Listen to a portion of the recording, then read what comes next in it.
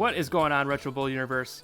I am Aloof Balloon, and tonight is the first ever episode of the RBA podcast. We're calling it Alliance After Dark. Glad to have you aboard. I've got three very special guests tonight. Put them up on your Retro Bowl Mount Rushmore. I said it last time, but I'll say it again. These guys are the literal reason for our digital football season. Everybody stand up and salute the man. We've got Mr. President of the RBA himself, Texas Stars. Texas, how you doing today, buddy? Great. Thank you for having us on here. Glad to have you aboard, man. Also tonight, we've got his running mate and newly branded team, LA Legionnaires. LA, how you doing? What's going on, Luffy? I'm well. You're nursing that Guinness. Hopefully you don't get too sloppy here. Let's keep it professional. Nah, it's one Guinness. I'm Irish. And then the last guy, I know you listeners out there are going to recognize this guy's voice. We've got none other than the production and marketing director himself, Red Jackets. What's going on, Red Jackets? Oh, not much. How about yourself, man? I'm still recovering from Mabane being cut from the team. I know. I'm still salty about it, mostly from the tears that I cried last night, but I'm glad that you're here. Tough choice. You gotta make tough choices. That is the hardest part about that game, is cutting people really that you've is. had. Yeah, I don't care for it. It makes me think of Desir, who was my first big wide receiver, and Red Jacket saw all those stats he put up, just the crazy touchdown catches, and I've finally gotten a replacement who I'm happy with in Light. So I'm hoping he can stick around for a couple of contracts. As long as they don't You get put too him in your expensive. Hall of Fame, right? You put him in your Hall of Fame? Who, my vein? Oh yeah, Yeah. Desir's in my yeah. Hall of Fame. You put Mabane in your Hall of Fame? He only played like a season for you. You didn't even give him the chance to grow. 2-3 seasons. He played two. I think. Was it? Okay. I think he definitely played 2 seasons. All right. He at least played 2. Yeah. Because my brother actually made a meme about it. He's like, I saw that. That was awesome. That was great. The toughest part, too, is when those guys start asking for, $40-50 million a year. I saw Chicago Rams.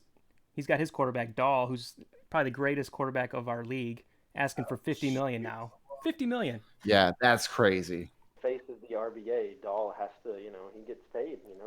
He's the Tom Brady of the RBA. That he is. That he Except is. Tom Brady didn't get paid because his wife got paid so much. I'm sure Dahl's got a supermodel wife. Come on.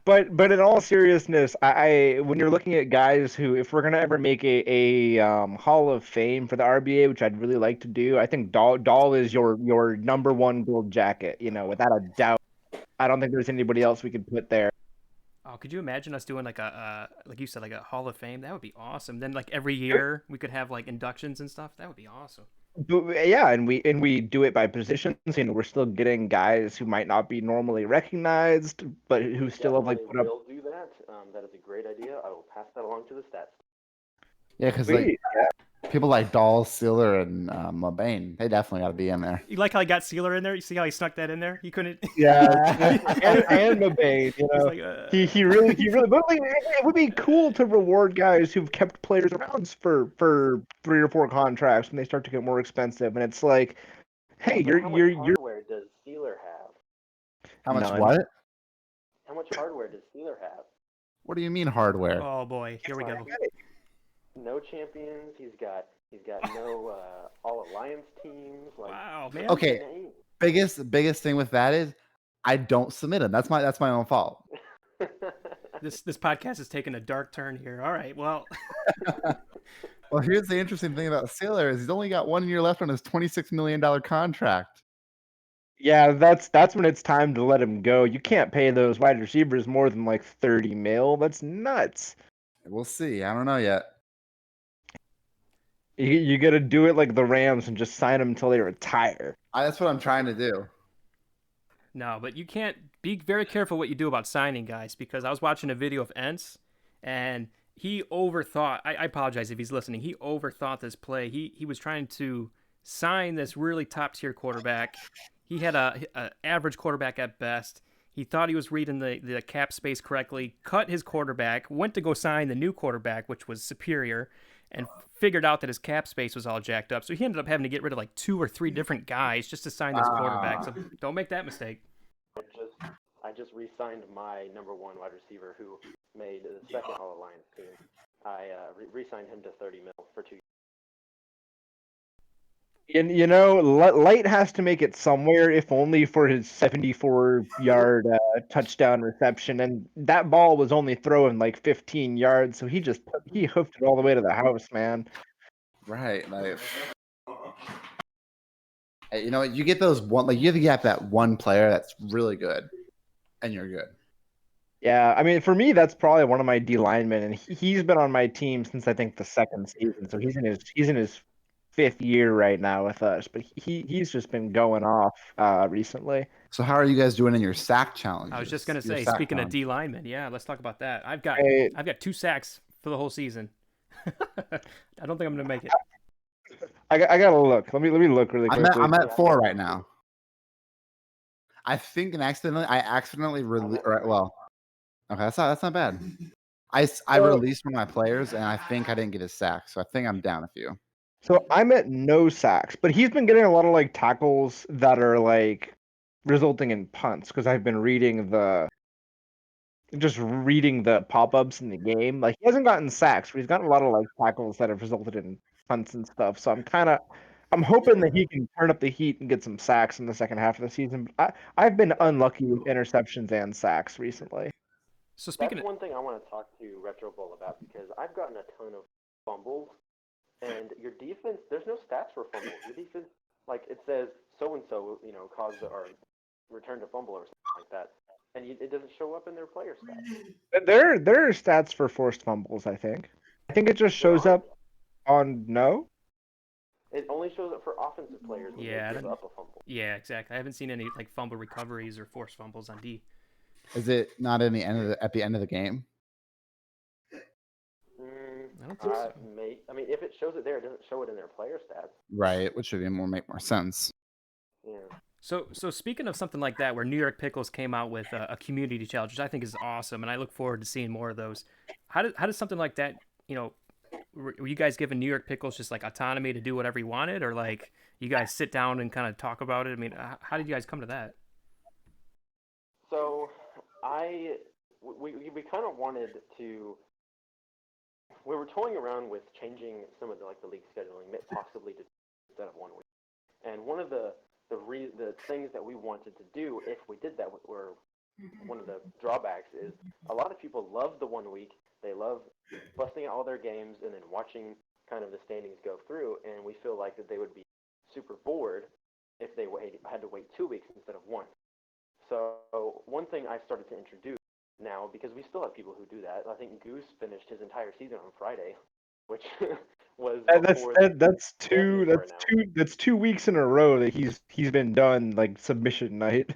Yeah, and so we wanted to do something for those people who just can't, and instead of having them join another league, which is fine if they want to do that, but they can do something else in our league. So I gave Pickles this job to basically come up with ideas to like for people to do on the side. So what he was doing basically was try to create some sort of competition. Now the whole reward thing is all on him. Like him buying something from the merch store for somebody was amazing. He just came up with that all on his own. So thank you, Pickles. That's an awesome reward. But yeah, I mean, we'll do stuff like that. We'll do stuff like maybe having some people do a temporary save file on the side for a different kind of competition. But yeah, it's just all for fun and trying to keep things lively.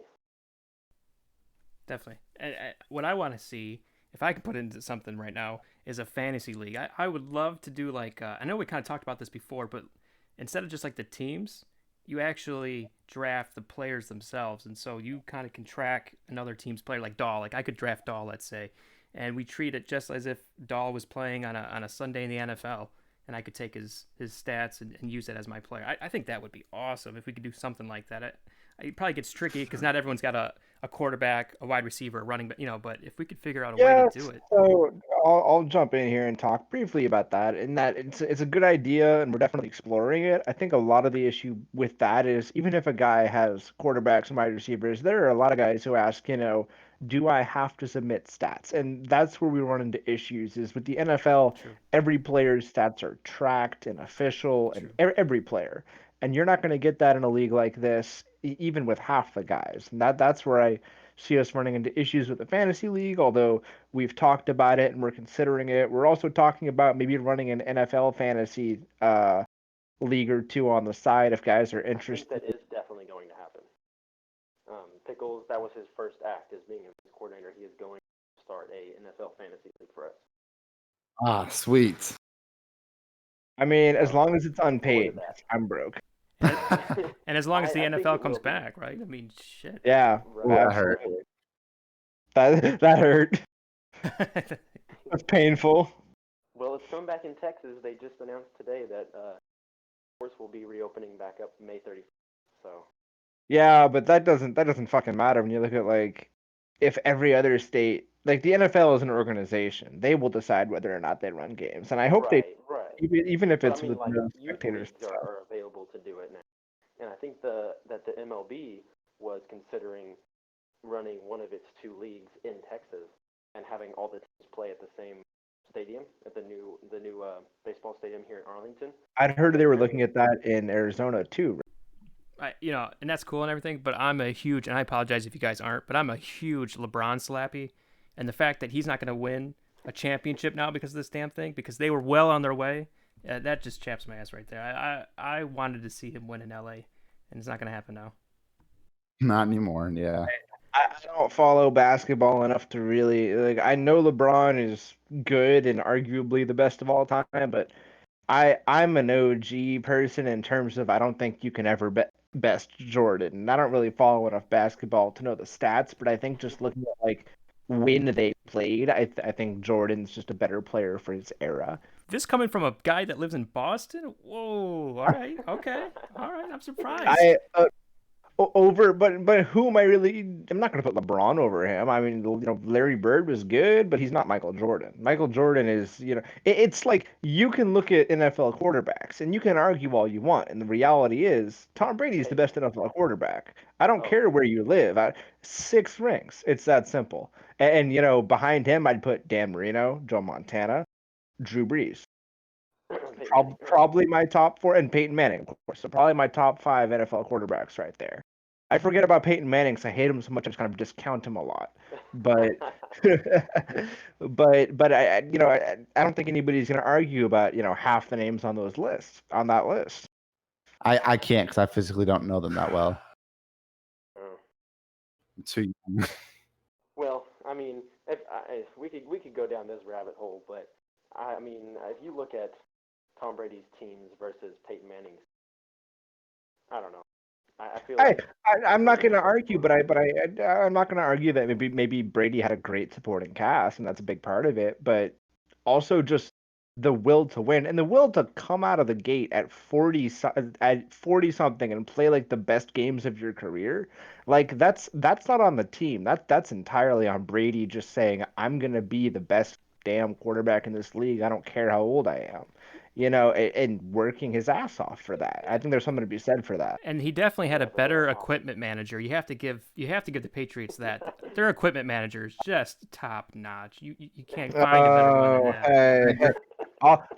Okay. So here's my argument on Deflategate, and regardless of whether or not he did it, it doesn't matter. And here's why I think that, because the reality is Brady torched the Colts, torched them before the balls were supposedly deflated. And then he didn't even play as well in the second half when the balls were supposedly deflated. So it doesn't matter whether or not the balls were deflated because he murdered the Colts regardless in the first half. A deflate gate was blown out of proportion. It doesn't matter. And if Ezekiel Elliott only gets 4 games for beating his girlfriend or whatever it is he did, Brady should have gotten fewer games for supposedly maybe deflating a football. Punishment should fit the crime. Suspend him a game. Suspend him 2 games even. But suspend a guy who beats his wife and participates in domestic abuse It wasn't that. more It than was, 4 games. That's my it, opinion. it wasn't domestic abuse. It was he like I think pulled her shirt to where it kind of came off a little bit in a club, and like, they got into an altercation. Okay, but That sounds like the altercation. He said Right. even if theoretically I thought that's what it was, but even if it's not, there are guys who don't get suspended for long amounts for doing shit that's a lot worse than maybe deflating a football, and I just think the punishment should fit the crime, and I'll leave it at that. Okay. Well, I mean, we could talk about that, or we can talk about SpyGate. We could talk about anything else. Yeah, I was just gonna say they got a great video crew too. I mean, let's not give it all to the equipment team here. Great video crew they've got too. So the RBA is bringing in the Right, the exactly. video crew from the Patriots. Right. Hey, yeah, we all know Red Jackets worked on them. Speaking well, we got to bring in the best. Yeah. Speaking of bringing in crews and things like that, how are things going with the partnership? I don't know if everyone that's listening knows, but there is a partnership that's either in the works or is completed between the RBA and I believe it's an FCS league. But correct me if I'm wrong, guys. How's that going? It's called the F. FCS. FCS. Yeah, So FCS. yeah, I'll talk briefly on that in terms of I'm kind of working with them, and so is Texas, of course, and I've kind of taken a role of being an advisor to them and their council and kind of seeing how they're running things, attempting to smooth things over where there might be glitches and stuff because they're a new league and they're just getting started. And they've been doing a good job so far. I see their council really kind of coming together over the course of these past couple days, melding a little better. I think this is definitely it's going to pay off in the long run, this partnership. Yeah, the idea was so the GM of that league came to me. He defected from the college, the FBS team is what we now, and he basically was like, "Hey, I want to run an FCS team, kind of like a minor league thing. Would you really like how efficient your league is run? Will you guys help me?" And so we kind of worked out the council and him worked out a partnership to where we would basically set up the infrastructure for the league. So I worked on all the spreadsheets, we worked on forms, and we helped them with the Discord. And they, in return, it's the FCS presented by the RBA, and so we got them a cool new logo. We got them, on our Twitter account. We're retweeting their stuff and promoting their league, and in return, that's kind of more exposure for the RBA. And we just want more people to play Retro Bowl, and I think that the more people that play Retro Bowl helps the RBA in the long run. And having them on the side is kind of a cool way to appeal to the people who like college football. It was a good deal for both sides. Now for that league, and I haven't been a part of it, so I haven't really seen too much, but I'll have to get over there and look at it. Are they doing kind of like how you guys, or I should say we guys do here, where we've got different leagues and then there's a promotion relegation system, or is it just one big league of 120 plus teams? So it's one league. They have their goal is to have 128, which is their maximum. But right now they're sitting right between 30 and 40 teams, I think, which is not bad for their first season. Having teams in a week or two build up is pretty good. But they have a couple of conferences, like kind of like how college football does. I think they have 5 conferences right now. So kudos to them. It's growing, and there's definitely capacity to have up to 128. But we'll see how that goes and if it gets popularity. But we're definitely excited. So where did you guys come up with that idea anyway? Because that to me, especially as an American, and obviously the way we do things here with our sports, everything's one one league. You might have 2 conferences that are broken off into different divisions, but we don't really see what we get in other countries, especially in Europe, other continents, especially like Europe and stuff like that, where you've got promotion and relegation. I mean, what made you guys decide to go that way? Because I could see a lot of guys who aren't used to that being really kind of against that idea. So what why did you guys end up doing it? Well, we kind of started off wanting to have one league with four conferences. This is the RBA, of course, where we had, I think our maximum was like 40 guys. Like we're all originally supposed to be a conference manager for each of one of those four conferences, and we were going to have up to 10 teams, but we kind of stopped at 32 for our first season, and we had enough people that we could add a second league in of I think about 12 to 16. I'm not sure exactly what the number was for season one. But we decided to basically, instead of just adding more and more teams, that we could add in different tiers of kind of like a minor league. And something I've really been fond of was the promotion relegation system of other sports, like you were saying, in Europe and everywhere. And what that does is it kind of creates this kind of a meritocracy, is what we like to call it, to where people who perform better are rewarded.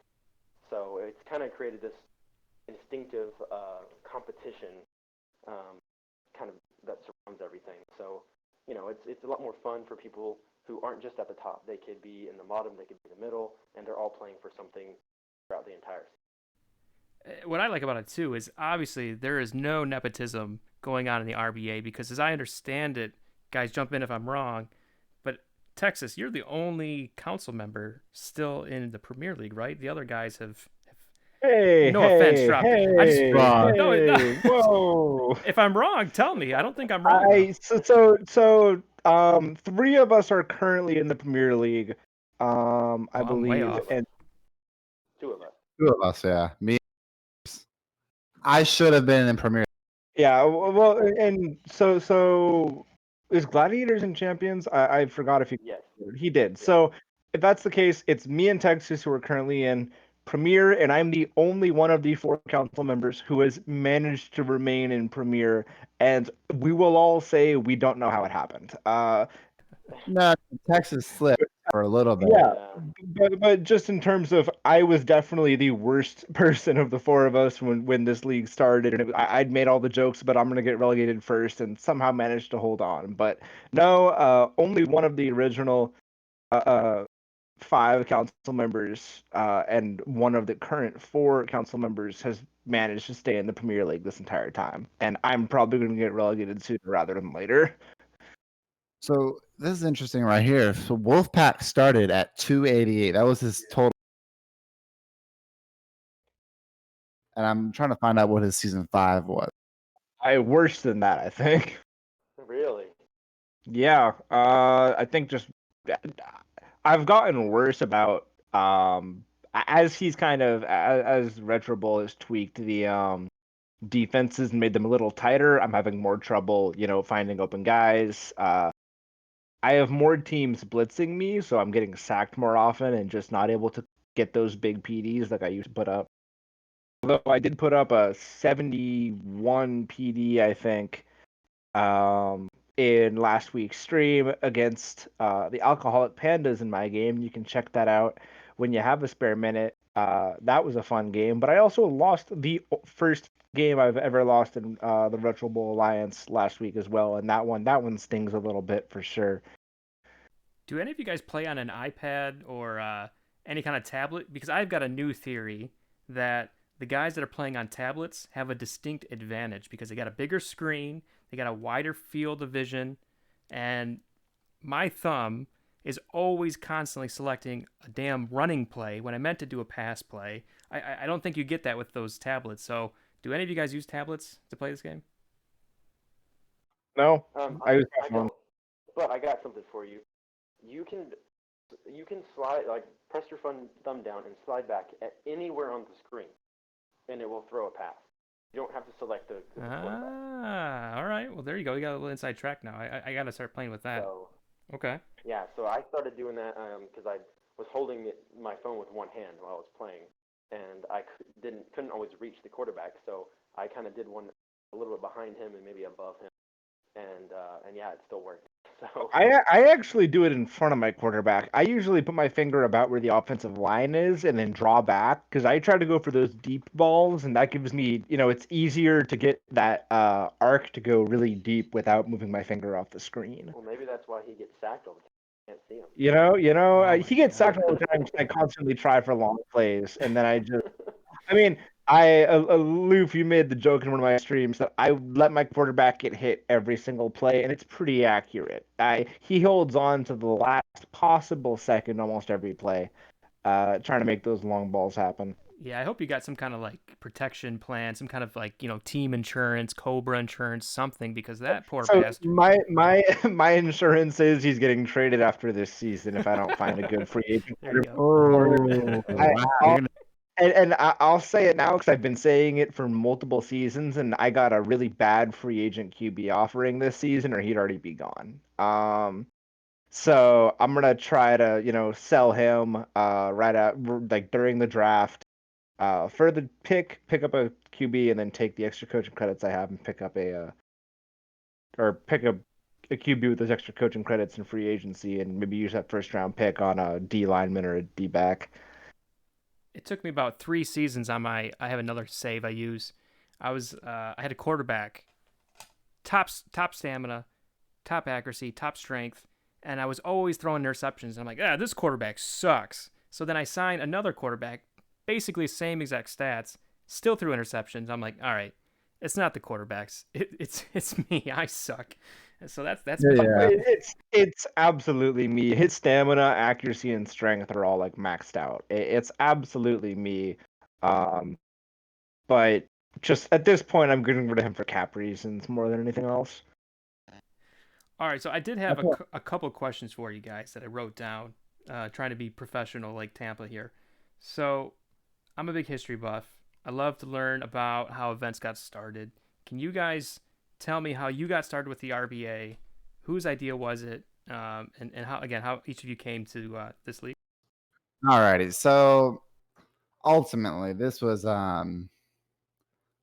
probably, well, it's about a month ago now, honestly, a little over a month now. But I was laying in bed, woke up, scrolling through Reddit, and I saw someone post that, oh, someone's trying to start another RBA or another Retro Bowl league. And I'm like, okay, I didn't know Retro Bowl had leagues, but let me just shoot him a message to find out. So I shoot him a message. This was Phoenix, our founder.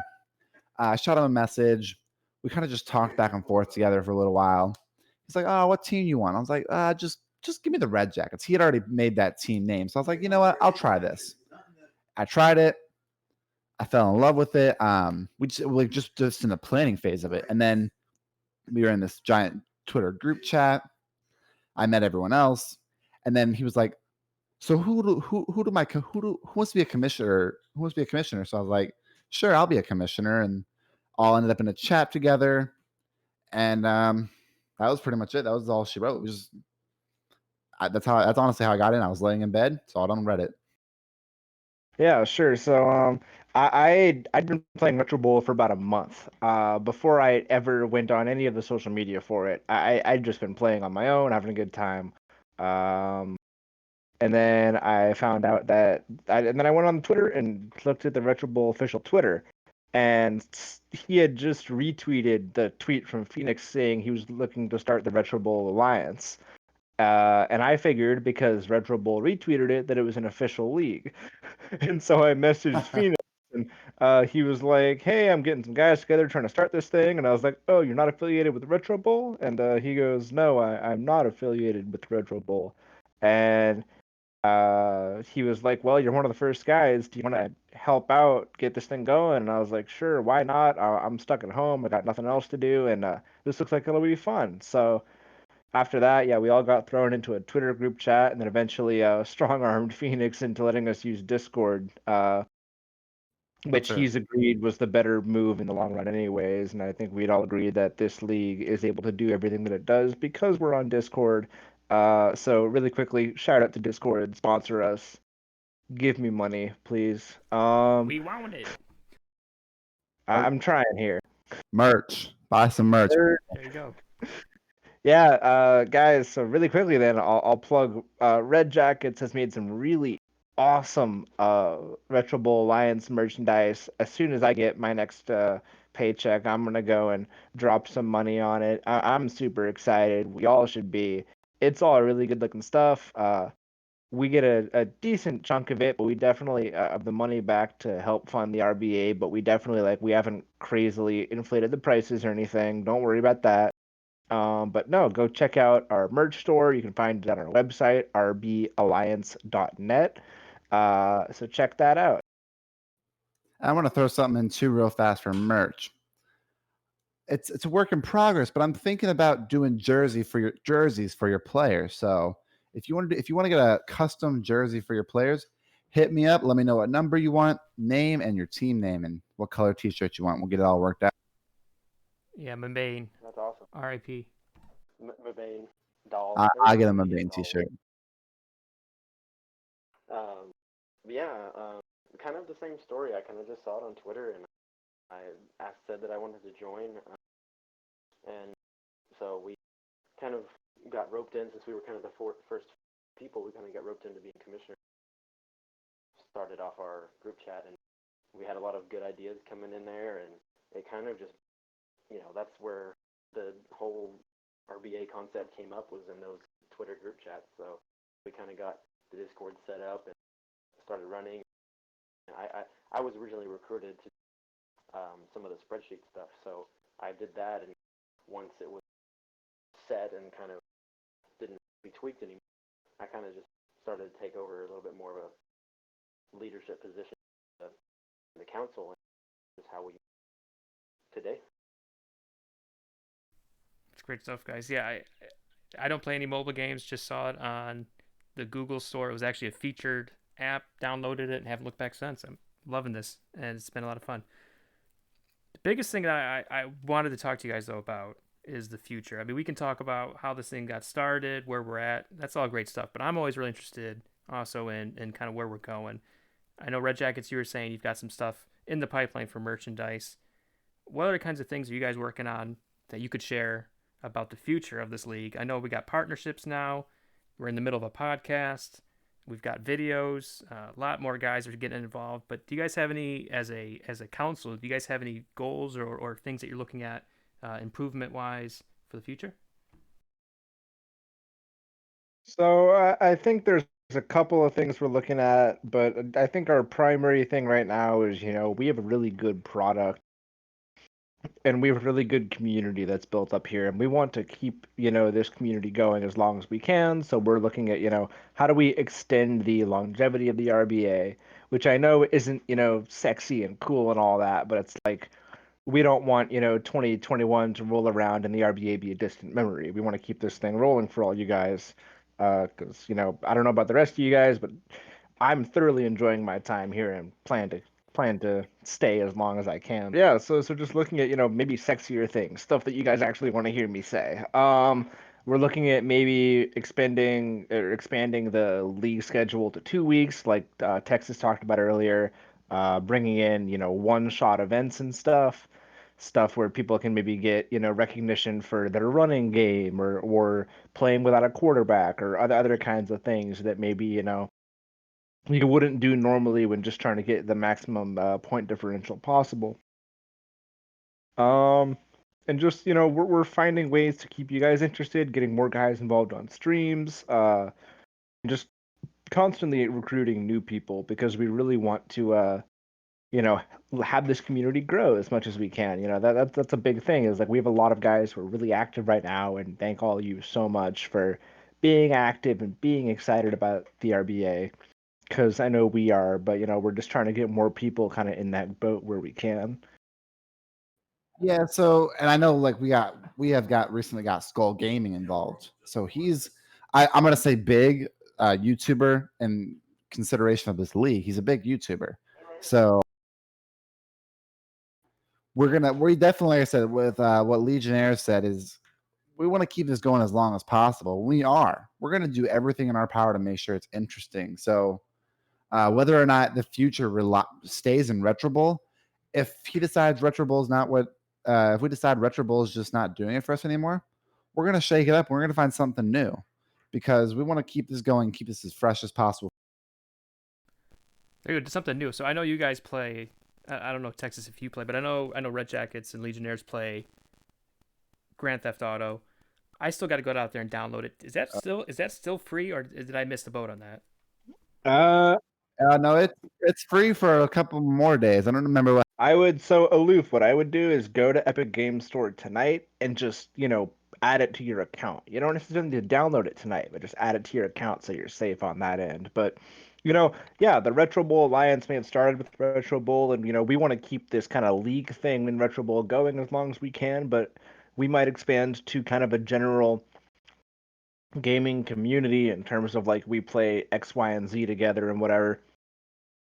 Who knows what exactly that's going to look like, but we're just looking at ways to keep this community going, even if it's not necessarily through the medium of Retro Bowl.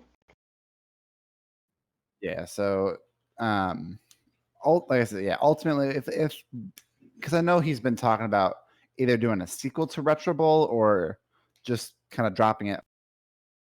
So I think it's just in terms of where do we want to go and bring this community, and who knows where exactly that's going to end up, and we're going to keep it with Retro Bowl, but I'd like to see a sequel. And let's talk about that for a minute. Actually, I think that's an interesting point. Is what would a sequel to Retro Bowl look like? Not that I think we necessarily need one. Simon, if you ever listen to this, you're fantastic. We all just love your work. Your game brought this community of nerds together, and we are so grateful for that. But what would a Retro Bowl sequel look like? Is it just more fleshed out? Yeah, add penalties. Is it a career mode? What do we think, guys in the chat here? I mean, I actually kind of like it without the pass interference and hold. I mean, I kind of like it without the penalties and stuff like that. So I'd rather not see anything like that, but a little more customization for building your team. I think 10 slots isn't enough. I'd like to see a little bit more, say at least 12. I mean, just so you could have at least one whole side of the field and then some. But I think it's going really good. I'd like to see a promotion relegation within the game itself. I mean, I thought that was lacking, and then that's how I got in the RBA. That'd be interesting. The one thing I'll say with promotion relegation is it's not really accurate to American football as a sport. It's something the RBA does, but if the Patriots ever got relegated, I'd be up in arms. It's interesting because I think we might have talked about this before, but I'm sure in England when their teams get relegated, they still can watch their teams on the local TV channel and root for them and hope they get promoted back. I mean, it's different because it's similar to baseball where they kind of keep the money that they make on merch and stuff. So it's not like the NFL where they divide all the money up. That would, it's all about money. I mean, the teams in England that make more money tend to stay more towards the top. And it actually, right, from what I see too, it allows you, if you've got a crappy team. So I'm a Detroit Lions fan, constantly at the bottom of the league. I'm sorry. Well, but in a promotion relegation structure, it'd be cool because then it's like, I stop watching by November. Because by then they're already they're out of the playoffs. They're not going anywhere. I'm already looking towards the draft by November. But it would be cool if I'm like, oh shit, these guys got to win at least 2 more games because they're gonna get relegated. I think it would increase your viewership, give you a stake in it, even if you had a crappy team, more than just what the draft does. I know that's kind of where the draft fits, but it would be cool if they could get kicked out of the league, man. So on Red Jackets, you should speak on this because you're a Bears fan and you're in a similar boat. Just in where do you go when playoffs start? Do you care? Like I know there are some people who are just like, I'm not watching the playoffs if it's not my team, and that's not me at all. I'm a total nerd, and right. Any football I can get my hands on, I'll watch. But when it comes to playoffs for me, like I said, I know Chicago Bears aren't going to make it, but anytime soon. I should say that. But when I know, I usually kind of pick a team that I like. I'm like, yeah, I like you. Let me root for you through the playoffs. Well, if they lose, I'll just pick a new team. I'm I'm not too crazy about it, about the playoffs. If my team's not there, I'll pick a team and stick with them if I can. Bandwagon, yeah.